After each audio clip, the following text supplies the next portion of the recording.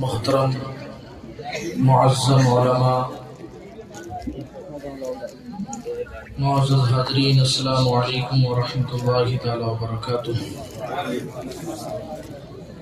الحمد للہ رب العالمین والعاقبۃ للمتقین، والصلاة والسلام علی سید المرسلین وعلی آلہ وصحبہ اجمعین، اما بعد فاعوذ باللہ من الشیطان الرجیم، بسم اللہ الرحمن الرحیم، اقرأ باسم ربک الذی خلق، صدق اللہ العظیم۔ آئیے ہم اور آپ انتہائی عقیدت و محبت کے ساتھ اپنی اور ساری کائنات کے مرکز عقیدت ارواحنا فدا محمد الرسول اللہ صلی اللہ تعالی علیہ وسلم کی مقدس بارگاہ میں درود و سلام کی ڈالیاں نچھاور کریں اور پڑھیں بآواز بلند، اللہ رب محمد صلی اللہ علیہ وسلم، نحن عباد محمد صلی اللہ علیہ وسلم، صلاۃ و سلاما علیک یا رسول اللہ، صلاۃ و سلاما علیک یا نبی اللہ صلی اللہ تعالی علیہ وسلم۔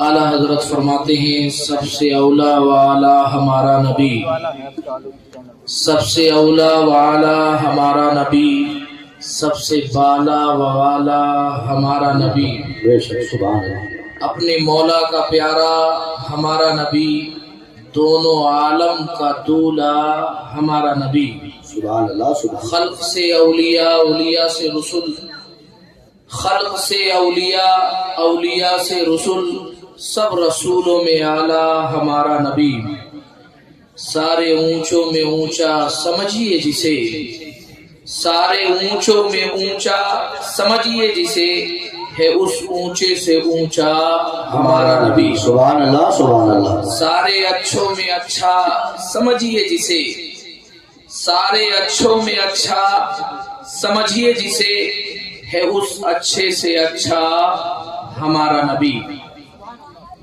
جن کے قدموں کا دھوون ہے آب حیات، جن کے قدموں کا دھوون ہے آب حیات، ہے جان مسیحا ہمارا نبی، ہے جان مسیحا ہمارا نبی۔ حضرات محترم، آج کا یہ جلسہ مدرسے کے صحن میں اصلاح معاشرہ کی غرض سے منعقد کیا گیا ہے، اور کوئی بھی معاشرہ اس وقت تک ترقی نہیں کر سکتا، کوئی بھی سماج اس وقت تک کامیابی سے ہمکنار ہو ہی نہیں سکتا جب تک کہ وہ زیور علم سے آراستہ نہ ہو جائے۔ کامیابی کا راستہ علم سے ہو کر گزرتا ہے، بغیر علم کے انسان کامیاب نہیں ہو سکتا۔ اگر علم ہوگا تو ذہن ترقی کرے گا، ذہن ترقی کرے گا تو انسان کی سوچ اور اس کی فکر میں پاکیزگی پیدا ہوگی، ستھرائی آئے گی، اور انسان کی فکر جب بلند ہوتی ہے، انسان کی فکر جب ترقی کرتی ہے، تبھی معاشرہ ترقی کرتا ہے۔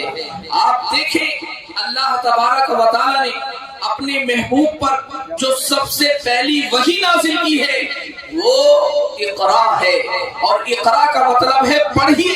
تو آپ اس سے اندازہ لگا سکتے ہیں کہ ان کی اہمیت اللہ کے نزدیک کتنی زیادہ ہے۔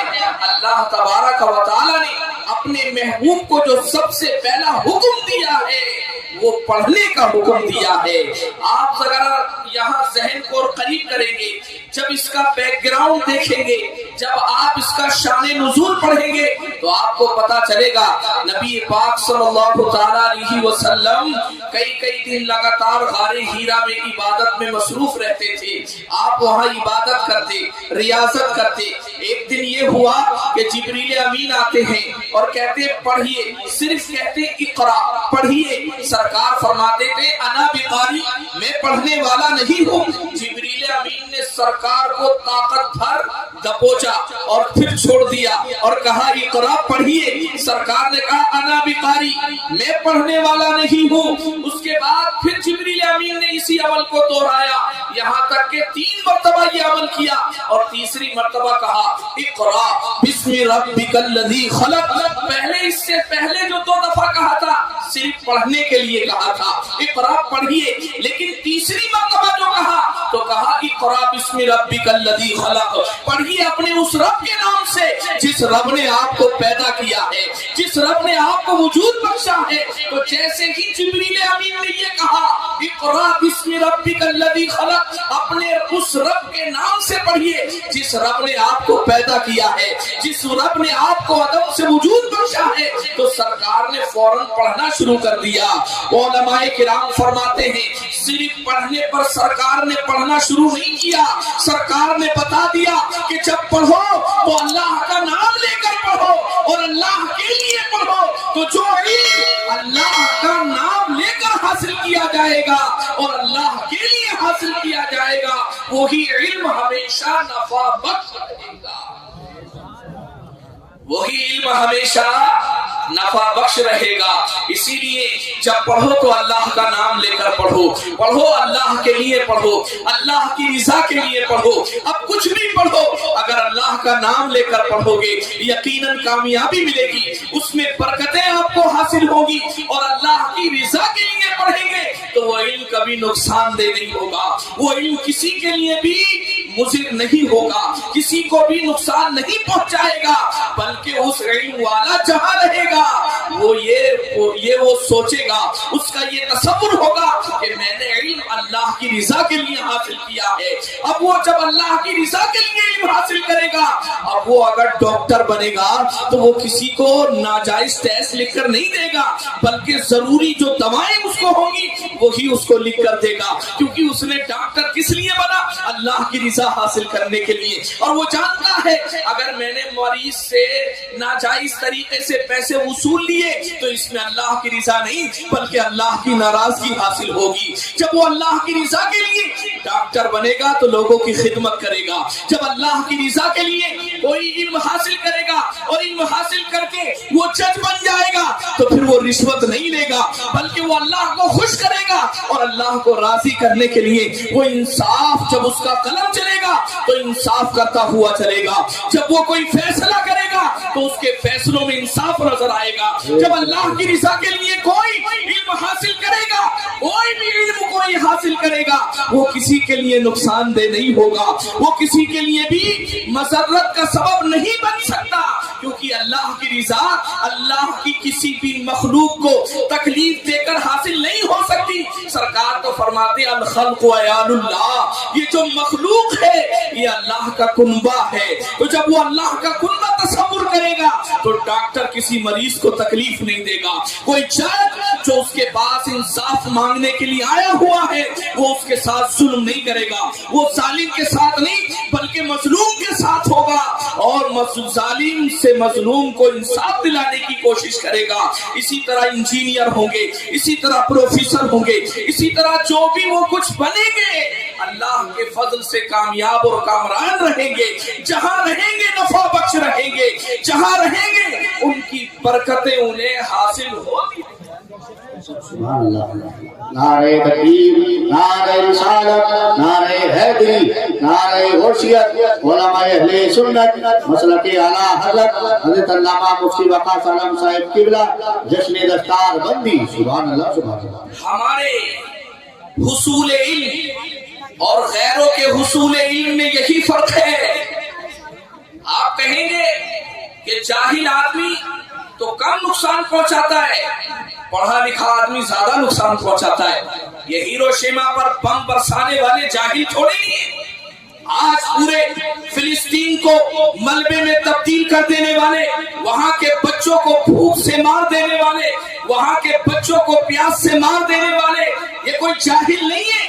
آپ کہیں گے اور بہت سے ظلم کی داستانیں آپ کھول کے بیٹھ جائیں گے اور کہیں گے سب پڑھے لکھے لوگ ہیں، ڈگری ہولڈر ہیں. میں آپ کی اس بات سے اتفاق کروں گا، ہاں یقیناً یہ ڈگری ہولڈر ہیں لیکن ان کی ڈگری صرف ڈگری ہے. یہ ضرور حاصل کیا ہے، لیکن صرف علم حاصل کرنے سے کامیابی نہیں ملتی ہے۔ انسان کا علم کے ذریعے انسان کا ذہن سنورتا ہے۔ اصل جو کامیابی ملتی ہے وہ تربیت سے ملتی ہے، تربیت کے ذریعے انسان کا دل سنورتا ہے، اور ہمارے آقا نے یہی تو تربیت فرمائی ہے۔ آقا نبی پاک صلی اللہ تعالی علیہ وسلم کا جو میراث ہے، یعنی آپ کا میراث علم جو ہے اس میں اور جو دوسروں کا علم ہے اس میں یہی فرق ہے۔ جو علم نبی کا غلام سیکھتا ہے وہ علم کسی کے لیے نفع بخش نہیں ہوتا، وہ کسی کے لیے موت کا انتظام نہیں بلکہ زندگی کا انتظام کیا کرتا ہے۔ وہ کسی کو بھوک اور پیاس سے نہیں بلکہ وہ بھوکوں کو کھانا کھلانے کا درس دیتا ہے، پیاسوں کی پیاس بجھانے کا درس دیتا ہے۔ وہ کسی کا مکان اجاڑنے نہیں بلکہ لوگوں کے مکان کو بسانے کا۔ بے شک سبحان اللہ۔ یہی وجہ ہے آپ دیکھیں سرکار نے فرمایا ارحموا علی من فی الارض یرحمکم من فی السماء۔ جس کی میراث تم حاصل کر رہے ہو، میراث علم، وہ فرما رہے ہیں تم زمین والوں پر رحم کرو، آسمانوں کا خالق تم پر رحم کرے گا۔ یہاں سرکار یہ نہیں کہہ رہے ہیں زمین والوں کی کوئی مخصوص قسم بتا رہے ہو کہ اس پر رحم کرو، بلکہ سرکار مطلقاً فرما رہے ہیں جو بھی زمین پر ہے اس پر رحم کرو، اس کے ساتھ اچھا برتاؤ کرو، اس کے ساتھ حسن سلوک کرو، اس پر ظلم و زیادتی نہ کرو۔ نبی پاک صلی اللہ تعالی علیہ وسلم کی تعلیمات کو دیکھیں، قرآن کی تعلیمات کو دیکھیں۔ ظلم کسی کے ساتھ بھی اسلام میں روا نہیں ہے۔ اسلام تو جی یہاں تک کہتا ہے انسان کسی جانور کے ساتھ بھی ظلم روا نہیں ہے۔ آپ نے سرکار کی وہ حدیث نہیں پڑھی، سرکار علیہ الصلوۃ والتسلیم سفر میں ہیں، ایک چڑیا آپ کے پاس چہچہانے لگتی ہے۔ آپ ذرا دیکھیں، ایک چڑیا ہو، پرندہ ہو، وہ انسان کو دیکھ کر بھاگ جاتا ہے، انسان سے ڈرتا ہے، لیکن چڑیا بھی سرکار کو پہچانتی تھی۔ یہ ان سے ڈرنے کی ضرورت نہیں ہے بلکہ ان کی بارگاہ میں آن کر مدد حاصل کرنے کی ضرورت ہے۔ وہ چڑیا چہچہاتی ہے آن کر، سرکار کہتے ہیں یہ شکایت کر رہی ہے اس کا کسی نے گھونسلہ اجاڑ دیا ہے۔ کس نے اس کے گھونسلے کو اجاڑا؟ ایک صحابی آتے ہیں، سرکار کیونکہ سخت لہجے میں گفتگو کر رہے تھے، لرزاں ہیں، ترساں ہیں، ڈرے ہوئے ہیں، کہتے ہیں اللہ کے رسول میں نے اس کے گھونسلے کو جو اجاڑا ہے اس کی وجہ یہ نہیں تھی کہ میں اس کو بھگا دوں، بلکہ وجہ یہ تھی کہ آپ اس درخت کے نیچے آرام کرنے والے تھے، مجھے لگا یہ کوئی گندگی کر سکتی ہے یا آپ کے آرام میں خلل واقع کر سکتی ہے، اس لیے میں نے اس کا گھونسلہ اجاڑ دیا ہے۔ سرکار کہتے ہیں اللہ کے غضب سے ڈرو، تم نے اس کے آشیانے کو اجاڑ دیا، کہیں اس کا رب تمہارے گھروں کو نہ اجاڑ دے، تمہارے آشیانے کو نہ اجاڑ دے۔ پہلے جب تم نے اس کا گھونسلہ جہاں سے ہٹایا ہے وہیں پر جا کر رکھو، تم میرے آرام کے لیے وہاں جگہ بنا رہے ہو کہ جہاں پہلے سے اللہ کی ایک مخلوق پر بس رہی ہے، رہ رہی ہے، اور اس کے گھر کو اجاڑ کر میرے لیے آرام کا ذریعہ وہاں پیدا کرنا چاہتے ہو۔ اس سے آپ اندازہ لگا سکتے ہیں کہ نبی کی تعلیم اور دوسری تعلیموں میں کیا فرق ہوا کرتا ہے۔ جو نبی کا غلام ہوگا وہ کبھی کسی کے لیے موت کا سامان پیدا نہیں کرے گا، اور جو بغیر نبی کی غلامی کے علم حاصل کیا جا رہا ہے وہ علم خود غرضی سکھا رہا ہے، وہ اپنا مفاد پرست بنا رہا ہے، وہ صرف اپنے چہرے کی سرخی بڑھانا چاہتے ہیں، انہیں کسی پر رحم نہیں آتا، نہ وہ ظلم دیکھتے ہیں، نہ زیادتیاں دیکھتے ہیں، نہ اور کسی طریقے سے کوئی اور معاملہ دیکھتے ہیں، لیکن جو نبی کا غلام ہوتا ہے وہ اپنے رب کو راضی کرنا چاہتا ہے، وہ اپنے مالک کو راضی کرنا چاہتا ہے، وہ اپنے مالک کو راضی کرنا چاہتا ہے۔ اگر وہ جنت ہوگا تو بھی اپنے رب کو راضی کرے گا، وہ جس بھی منصب پہ ہوگا اسے نبی کا یہ فرمان یاد ہوگا کلکم راعی وکلکم مسئول عن رعیتہ، تم میں کا ہر شخص ذمہ دار ہے اور اس سے اس کی ذمہ داری کے بارے میں سوال کیا جائے گا۔ تو یہ دیکھیں آپ ہی پوری دنیا کے لیے امن کا ذریعہ بن سکتے ہیں، آپ ہی پوری دنیا کے لیے انصاف کا ذریعہ بن سکتے ہیں، لیکن آج حالات یہ ہیں کہ جن کے سروں پر قیادت کی ذمہ داریاں ہونی چاہیے تھی، جنہیں امامت کے لیے اللہ نے پیدا کیا تھا، آج وہ قوم پڑھنے اور لکھنے سے غافل ہوتی چلی جا رہی ہے۔ مجھے قاری صاحب نے بتایا تو حیرت ہوئی، لوگوں کا تصور یہ ہے کہ جس مدرسے میں ہندی انگلش پڑھا لی جائے وہ مدرسہ ہی نہیں، लोग कहते हैं ये तो स्कूल है, बड़ी हैरत की बात है। अब आप देखें, ये आर्किटेक्ट लोगों का, इंजीनियर लोगों का काम है नक्शे बनाना। ये काम किसका है? ये इंजीनियर का काम है। मैं आपसे पूछना चाहता हूँ, पूरी दुनिया का जो 7वां अजूबा ताजमहल है, ये किस कॉलेज के पढ़े हुए ने बनाया है? किस यूनिवर्सिटी के पढ़े हुए ने बनाया है? ये मदरसे का प्रोडक्ट ही है जिसने ताजमहल का नक्शा बनाया है, ताजमहल जैसी खूबसूरत इमारत को बनाया है।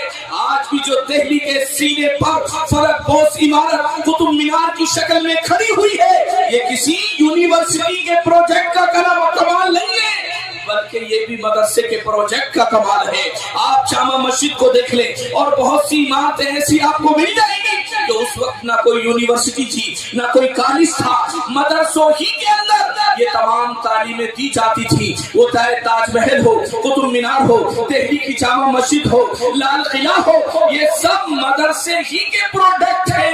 ये किसी यूनिवर्सिटी से डिग्री हासिल करके नहीं आए।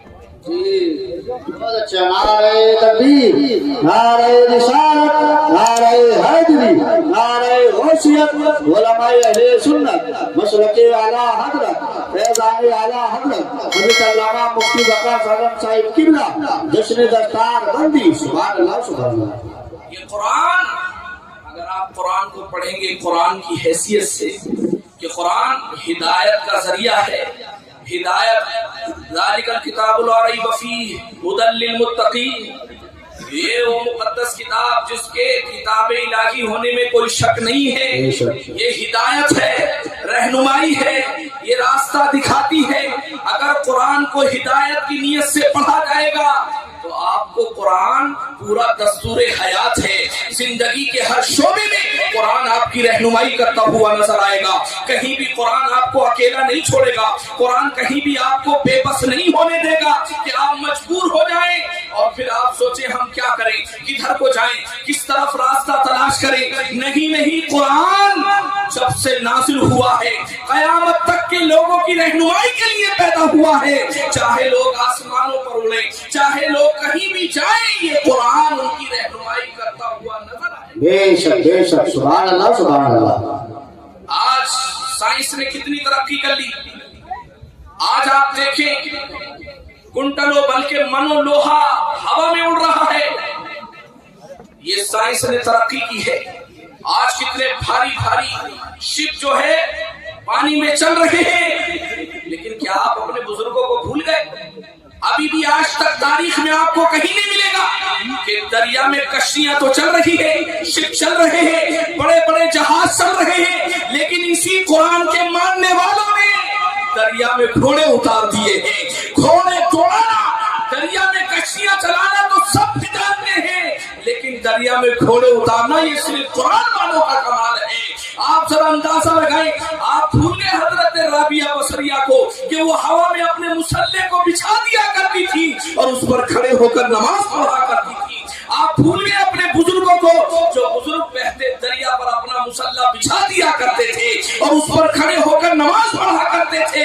तो ये हमारे बुजुर्ग हैं। यानी अगर आप कुरान को सही तौर पर पढ़ें और कुरान के अहकामात पर अमल करें तो आप हवा में मुसल्ला बिछाकर नमाज पढ़ सकते हैं। कुरान वालों ने ये करके दिखाया है और आप बहते दरिया में अपने घोड़े उतार सकते हैं और दरिया को पार भी लगा सकते हैं। एक बार ने बहुत पहले कहा था, दश्त तो दश्त है, दरिया भी न छोड़े हमने, नहरे फुरात में दौड़ा दिए घोड़े। बेशक बेशक, सुभान अल्लाह, सुभान अल्लाह। बहुत अच्छे। नारे तकबीर, नारे रिसालत, नारे हैदरी, नारे गौसियत, उलमाए अहले सुन्नत, मसलके आला हजरत, फैज़ाने आला हजरत, जश्न दस्तार बंदी। सुभान अल्लाह, सुभान अल्लाह। लेकिन आज हालात यही है, इकबाल कहता है हो गए दुनिया शोर है, हो गए दुनिया से मुसलमान नाबूद। हम ये कहते हैं थे भी कहाँ मुसलमान मौजूद, वज़ा में तुम नसारा तो तमद्दुन में हुनूद।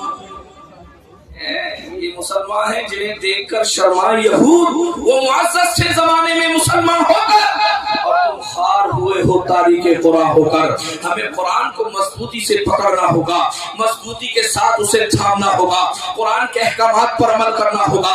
अगर हम ہم نے قرآن، حدیث، صحابہ، اہل بیت، ائمہ مجتہدین اور اللہ والوں کا دامن اگر صحیح معنی میں تھام لیا تو اللہ کے فضل سے کامیابی ہمارے قدم چومے گی۔ لیکن آج افسوس یہ ہوتا ہے کہ قوم جہالت کے دلدل میں ہے۔ یہ کتنی بڑی جہالت کی بات ہے کہ جس مدرسے میں انگریزی پڑھا لی جائے، جس مدرسے میں میتھ پڑھا دیا جائے، جس مدرسے میں ہندی پڑھا دی جائے تو لوگ کہتے ہیں یہ تو جی مدرسہ ہی نہیں اسکول چلا رکھا ہے۔ تو اسکول اور مدرسے میں آپ کیا فرق کرتے ہیں؟ یہ صرف نام کا فرق ہے۔ میں نے آپ کو کیا بتایا؟ قرآن کریم ہے کہ قرآن پڑھیے، ہر وہ پڑھیے آپ جس سے آپ کو فائدہ پہنچ سکتا ہے، اللہ کی کسی بھی مخلوق کو فائدہ پہنچ سکتا ہے۔ وہ سارا کا سارا علم دینی علم ہے جو آپ اللہ کا نام لے کر پڑھیں اور اللہ کی رضا کے۔ ہاں، قرآن کا علم سب سے اعلیٰ ہے، سب سے بلند و بالا ہے۔ فہم قرآن اور فہم حدیث کا تو کمال ہی الگ ہے۔ قرآن کریم میں آیا یؤتی الحکمت من یشاء، اللہ تعالیٰ جسے چاہتا ہے حکمت عطا فرماتا ہے۔ مفسرین فرماتے ہیں حکمت سے مراد فہم قرآن اور فہم حدیث ہے، یعنی اللہ جسے چاہتا ہے اسے فہم قرآن عطا فرما دیتا ہے، جسے چاہتا ہے اسے فہم حدیث عطا فرما دیتا ہے۔ اور آگے قرآن نے خود فرمایا من یؤتی الحکمت من یشاء، جسے اللہ چاہتا ہے حکمت عطا فرما دیتا ہے، اور جسے حکمت عطا فرما دیتا ہے فقد اوتی خیرا کثیرا، تو یقیناً اللہ نے اسے خیر کثیر عطا کیا۔ یعنی فہم قرآن اور فہم حدیث اگر اس میں کسی کو مہارت ہے تو اس سے پڑھ کر اور کوئی نعمت، یعنی ایمان والے کے لیے اس سے پڑھ کر اور کوئی نعمت نہیں ہے۔ حدیث پاک میں آیا، حضرت امیر معاویہ رضی اللہ تعالیٰ عنہ سے مروی ہے من یرید اللہ بہ خیرا یفقہہ فی الدین، اللہ جس کے ساتھ خیر کا ارادہ فرما لیتا ہے اسے دین کا فقیہ بنا، اسے دین کی سمجھ عطا فرما دیتا ہے۔ صاحب بحر الرائق نے لکھا ہے کہ جن کے بارے میں قرآن اور حدیث میں آیا ہے کہ یہ جماعت فضیلت والی جماعت ہے، مثال کے طور پر انبیاء کرام کی جماعت فضیلت والی جماعت ہے، جب کسی کے بارے میں آپ کو پتا چلے گا کہ یہ وہ عظیم شخص ہیں جن کو اللہ نے نبی بنایا، آپ کے دل میں احترام آ جائے گا، آپ کے دل میں تعظیم کا جذبہ پیدا ہو جائے گا، محبت پیدا ہو جائے گی۔ کیوں؟ کیونکہ آپ جانتے ہیں جو نبی ہوگا بڑا عظیم ہوگا، اللہ کے نزدیک محبوب ہوگا، اللہ کا سب سے بڑا برگزیدہ بندہ ہوگا۔ جب آپ کسی کے بارے میں سنیں کہ وہ صدیق ہیں تو آپ کے دل میں احترام پیدا ہوگا، آپ کے دل میں ایک جذبہ آئے گا محبت کا، کیونکہ آپ جانتے ہیں صدیق جس کو اللہ تعالیٰ صدیق بناتا ہے اس کے درجے کو بلند کر دیتا ہے، اللہ اس سے راضی ہوتا ہے، وہ جنت کا یقینی طور پر مستحق ہوتا ہے۔ اسی طرح کسی کے بارے میں کوئی معتبر شخص کہے کہ وہ شہید ہیں تو آپ کے دل میں ان کے لیے محبت پیدا ہوگی، تعظیم کے ساتھ میں نام لیں گے، کیونکہ آپ جانتے ہیں اللہ کے نزدیک شہیدوں کا درجہ بہت بلند ہے۔ اسی طرح اگر کوئی کہے کہ فلاں اللہ کے ولی ہیں تو آپ کے دل میں محبت پیدا ہوگی، ان کی تعظیم آپ کے دل میں پیدا ہو جائے گی، کیونکہ آپ جانتے ہیں کہ اللہ اس کے رسول کے نزدیک ولی کا درجہ بہت بلند ہوتا ہے۔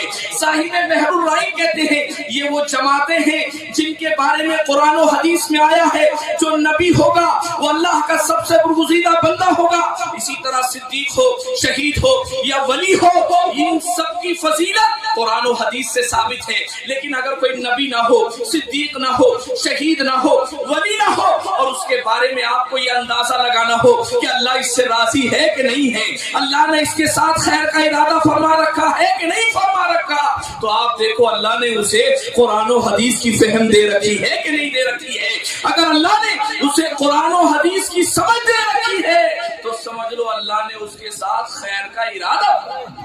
نعرہ تکبیر، نعرہ رسالت، نعرہ حیدری، نعرہ غوثیت، علماء اہل سنت، مسلک اعلیٰ حضرت، فیضان اعلیٰ حضرت، اصلاح معاشرہ کانفرنس، جشن دستار بندی، سبحان اللہ سبحان اللہ۔ تو فہم قرآن اور فہم حدیث یہ علم کا سب سے اعلیٰ سب سے ٹاپ کلاس ہے۔ اس کے بعد جو بھی علم آپ حاصل کریں اور وہ اللہ کی رضا کے لیے حاصل کریں، اللہ کو خوش کرنے کے لیے، اس کی خوشنودی حاصل کرنے کے لیے حاصل کریں گے، وہ علم آپ کا نقصان دہ نہیں ہوگا بلکہ نفع بخش ہی رہے گا. اسی لیے آپ دیکھیں گے نبی پاک صلی اللہ تعالیٰ علیہ وسلم نے عبرانی سیکھنے کا حکم دیا, سریانی سیکھنے کا حکم دیا, تاکہ لوگ عبرانی اور سریانی بھی سیکھیں, عربی بھی سیکھیں. وہ تو عربی جانتے ہی تھے, تو عربی کے علاوہ دوسری زبانیں سیکھنے کا سرکار نے انہیں حکم دیا ہے, لیکن ان زبانوں کو اپنا اوڑھنا بچھونا نہ بنا لیا جائے. اصل کیا ہے؟ قرآن و حدیث ہی ہے, اسی کا غلبہ رہنا چاہیے. یہی ہماری نظروں میں عزت و وقار, ہماری نگاہوں میں عزت و وقار جو ہو وہ علم حدیث, علم قرآن اور علم دین ہی کا ہونا چاہیے. لیکن دین یا دنیا میں مددگار کے طور پر جو بھی اللہ کی رضا کے لیے آپ علم حاصل کریں گے, اس کے حاصل کرنے میں بھی آپ کو ثواب ہوگا, اور جب اس کا آپ صحیح استعمال کریں گے تو اس کے صحیح استعمال کا بھی آپ کو. بے شک, سبحان اللہ سبحان اللہ. آج کے دور میں اگر آپ انگلش نہیں سیکھیں گے, میتھ نہیں سیکھیں گے, اگر آپ نے یہ زبانیں نہیں سیکھی, یہ علم آپ نے حاصل نہیں کیا, تو دنیاوی لحاظ سے آپ پچھڑ جائیں گے, آپ پیچھے رہ جائیں گے, اور دنیا آپ کو پسماندہ تصور کرے گی. آپ دیکھیں, آپ بار بار یہ دعا پڑھتے ہیں, اللہم ربنا آتنا فی الدنیا حسنہ وفی الآخرۃ حسنہ وقنا عذاب النار. یہ نہیں کہا گیا اسلام میں کہ تم کلمہ پڑھ لو تو پہاڑ پر چلے جاؤ, تم کلمہ پڑھ لو رہبانیت اختیار کر لو, تم کلمہ پڑھ لو اور سب سے الگ تھلگ ہو جاؤ. نہیں, بلکہ ہمارے اللہ نے ہمیں یہ تعلیم دی ہے کہ ہم اپنے رب سے دنیا میں بھی بھلائی مانگیں, آخرت کی بھی بھلائی مانگیں, اور جہنم کے عذاب سے پناہ. تو دنیا میں بھلائی کا مطلب یہ نہیں ہے کہ صرف اور صرف دین حاصل کیا جائے, بلکہ دنیا میں بھلائی کا مطلب یہ ہے کہ دین کے ساتھ جن علوم کے ذریعے آپ دنیا میں ترقی کر سکتے ہیں, بلکہ آپ کو تو اللہ تبارک و تعالیٰ نے امامت کے لیے پیدا کیا ہے, قیادت کے لیے پیدا کیا ہے. اللہ تبارک و تعالیٰ نے آپ کو اس لیے پیدا کیا تاکہ آپ دوسری قوموں کی رہنمائی کریں, کیونکہ کوئی بھی قوم ایسا علم نہیں رکھتی جیسا کہ آپ رکھتے ہیں.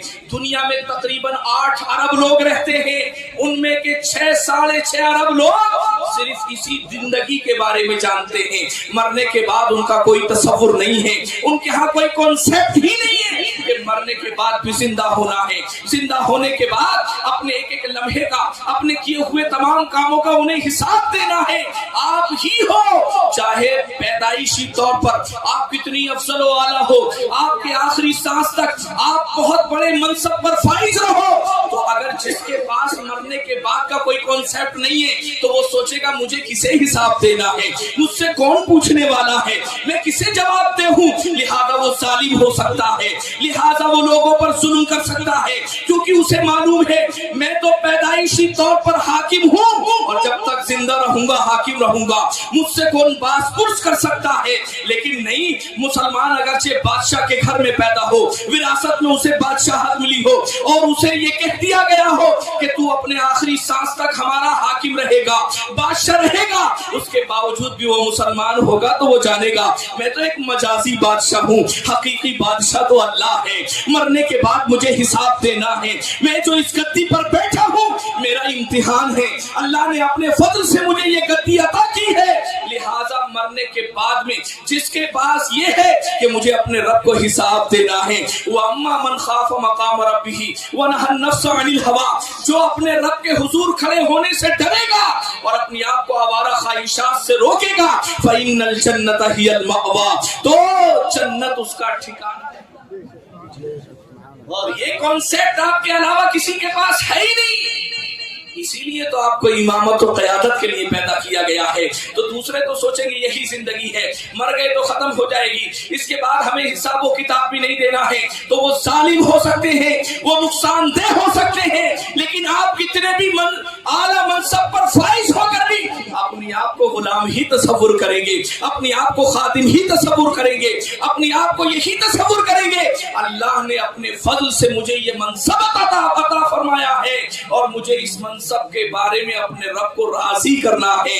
اگر یہ منصب ملا اور میرا رب راضی نہیں ہوا تو یہ منصب میرے لیے وبال جان بننے والا ہے. تو لہذا ہمیں ہر میدان میں آگے آنا چاہیے اور اپنے مدرسوں کو مضبوط کرنا چاہیے. مدرسوں میں خلوص کے ساتھ تعلیم ہوتی ہے. مدرسوں میں جو خلوص اور محبت پایا جاتا ہے یہ دوسری جگہوں پر نہیں پایا جاتا. اگر آپ مدرسوں کو ترقی دیں گے اور آپ کے مدرسے ترقی کریں گے تو اللہ کے فضل سے آپ کو ایماندار لوگ ملیں گے. مزدوری کریں گے تو ایمانداری کے ساتھ کریں گے, نوکری کریں گے تو بھی ایمانداری کے ساتھ کریں گے. کبھی بھی اپنے مالک یا جس کی مزدوری کر رہے ہیں کبھی اس کو نقصان نہیں پہنچائیں گے, کبھی بھی اس کی چوری سے کوئی کام نہ کریں گے. کیوں نہیں کریں گے؟ کیونکہ ان کے دل میں خدا کا خوف ہوگا اور یہ جان رہے ہوں گے کہ میرا رب مجھے دیکھ رہا ہے. آج یہ عقیدہ زندہ ہو سکتا ہے تو مدرسوں میں زندہ ہو سکتا ہے. یونیورسٹیوں میں تو یہ بتایا جا رہا ہے اتنے لاکھ لگا کر تم یہ ڈگری حاصل کرو, اتنے کروڑ تمہیں کمانے کو مل جائیں گے. وہاں خود غرض بنایا جا رہا ہے, نفس پرست بنایا جا رہا ہے. اگر آپ نے مدرسوں کو ترقی نہیں دی تو آپ دیکھیں گے ہر جگہ آپ کو خود غرض اور نفس پرست لوگ ملیں گے. لیکن یہ مدرسے والے یہ جانتے ہیں کہ خدمت خلق کیا ہوتی ہے, اللہ کے بندوں کی خدمت کرنا اور اللہ تبارک و تعالیٰ کی رضا کے لیے کام کرنا. یہ دنیا میں تو اس کا تھوڑا بہت صلہ ملے گا ہی, لیکن آخرت میں اس کا بڑا اجر ملے گا. بے شک بے شک. مدرسوں کو ترقی دی جائے, مدرسوں کو یہاں ہندی, انگلش, میتھ بھی پڑھائی جائے. اور مدرسوں کی غرض سب سے بہتر یہ ہے کہ کیونکہ یہاں پر اس لیے مدرسے کھولے گئے ہیں تاکہ دین کا کام بہتر ہو سکے, تاکہ ہمیں علماء ملے, حفاظ ملے, قراء ملے, امام ملے, مدرسین ملے. اس لیے مدرسوں کی وجہ ہے, اسی لیے مدرسے قائم کیے جاتے ہیں. لیکن اس کا مطلب نہیں کہ آپ کا امام ہو اور وہ دنیاوی لحاظ سے بالکل جاہل ہو. اس کا یہ مطلب بالکل نہیں. وہ آپ کا مدرس ہو, آپ کا مقتدا ہو, آپ کا پیشوا ہو, آپ کا رہبر ہو اور وہ دنیاوی لحاظ سے بالکل غافل ہو, اسے پتہ ہی نہیں دنیا کا دھارا کس طرف کو بہ رہا ہے. ایسے اماموں کی نہیں بلکہ ایسے اماموں کی ضرورت ہے جو قوم کی نفس کو سمجھیں, جو وقت کے دھارے کو پہچان لیں اور اپنی قوم کی صحیح وقت پر بہترین رہنمائی. ایسے افراد کی ضرورت ہے, ایسے لوگوں کی ضرورت ہے. اور ایسے لوگ کب پیدا ہوں گے؟ جبکہ آپ مدرسوں کو مضبوط کریں گے. اسے صرف قرآن خوانی کا ذریعہ مت بنائیے. قرآن اپنے گھر میں خود پڑھیے, جتنا آپ کو آتا اتنا پڑھیے. موقع لگے تو مدرسوں سے بھی لے کر جائیے, لیکن مدرسے کے بچوں کی تعلیم کو برباد کر کے اپنے گھروں میں قرآن خوانیاں جو ہو رہی ہیں اس سے مدرسے برباد ہو رہے ہیں. جب دل چاہا, جس کا دل چاہا اٹھا کر لے گیا, 500 روپے دے دیے, سمجھ لی بڑی مدد کر دی. نہیں, ایک نظام بنائیے, قرآن خوانی کا ایک وقت متعین کیجیے, اسی وقت مقررہ پر ہی قرآن خوانی کرائیے اور بچوں کی تعلیم کا نقصان ہرگز نہ ہو. جی بہت اچھا. مدرسوں کو اہمیت دیجیے, عزت و وقار کی نگاہ سے دیکھیے, تبھی یہ مدرسے کامیاب ہو سکتے ہیں. اور اگر آپ نے عزت و وقار کی نگاہ سے مدرسوں کو نہیں دیکھا تو آپ کے مدرسے کامیاب نہیں ہو سکتے ہیں. میں اقبال کا یہ شعر پڑھ کر اپنی بات کو ختم کر رہا ہوں. طریقے مصطفیٰ کو چھوڑنا ہے وجہ بربادی, اسی سے قوم دنیا میں ہوئی بے اقتدار اپنی. ہمیں کرنی ہے شہنشاہ وطا کی رضا جوئی, وہ ہو گئے اپنے تو رحمت پروردگار اپنی. قوت عشق سے ہر پست کو بالا کر دے, دہر میں اس میں محمد سے اجالا کر دے. کی محمد سے وفا تو نے تو ہم تیرے ہیں, یہ جہاں چیز ہے کیا لوہو قلم. سبحان اللہ.